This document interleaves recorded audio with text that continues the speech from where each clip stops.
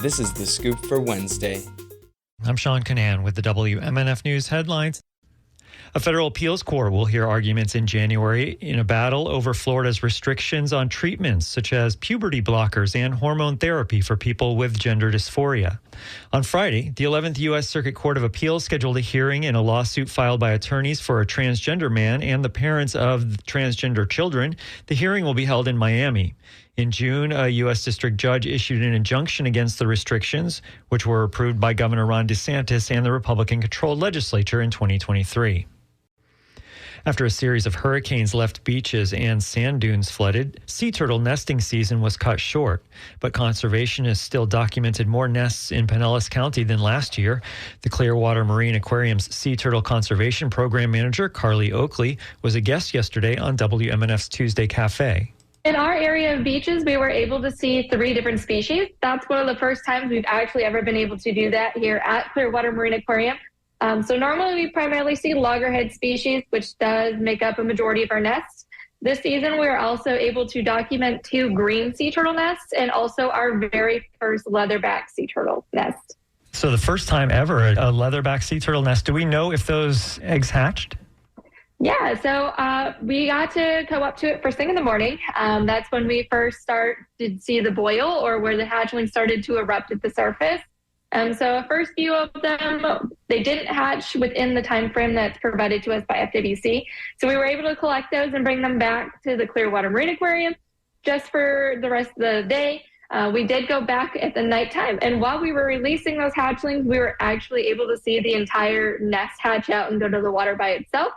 So that was definitely unique for us as well, that we got a little extra present on top of not only getting to see the hatchlings, but also getting to see the entire nest hatch out. That was Clearwater Marine Aquarium's Sea Turtle Conservation Program Manager, Carly Oakley, speaking yesterday on WMNF's Tuesday Cafe. You can watch this full interview on WMNF.org.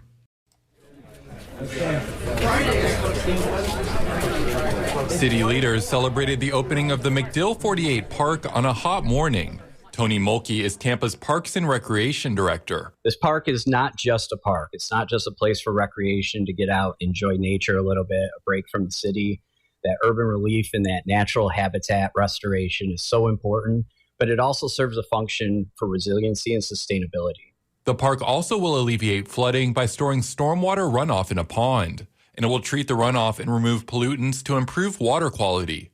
But to make the park, unhoused people were moved. Gene Strohmeyer, president of the Inner Bay South of Gandy Neighborhood Association, says the Tampa police helped, quote, clean the site of homeless people. Nobody would come in because there's homeless here and whatnot. Once I became the neighborhood association president, we started cleaning up the homeless. This year, Governor Ron DeSantis signed a law banning unhoused people from sleeping in public. The park is open now, and the stormwater project should be fully completed by next spring. Chris Young, WMNF News, Tampa. The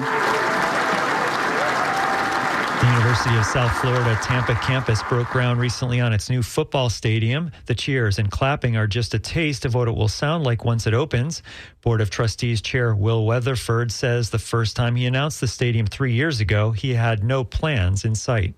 Maybe we should have a plan before we go out publicly and tell people we're going to build a $400 million building. And I have to say, sometimes in life, you just have to speak things into existence. The new Bulls Stadium has a price tag of $340 million. USF Athletics Director Michael Kelly says 30 years ago he thought the stadium would be great for the university, but then wasn't the right time. Now it is. A home of our own will be built. Football and lacrosse will be played here. Fans, students, alumni, and the community will gather here. Championships will be won here. The 35,000-seat stadium is scheduled to open at USF in fall of 2027. The Environmental Protection Agency is asking people to comment on modifications to the permit for an aquaculture project planned for the Gulf of Mexico off of Sarasota County. The Sarasota Herald Tribune reports a draft of the modified permit for the discharge of waste was issued about 2 weeks after Hurricane Milton made landfall near Siesta Key. The proposal by Ocean Era would raise fish in an offshore net pen. The deadline to comment to the EPA is November 25th. It will be hot and breezy today with highs in the mid-80s. Tonight, partly cloudy and breezy, overnight lows in the high 60s. Tomorrow, mostly sunny and hot with highs in the mid-80s. I'm Sean Canan with the WMNF News headlines.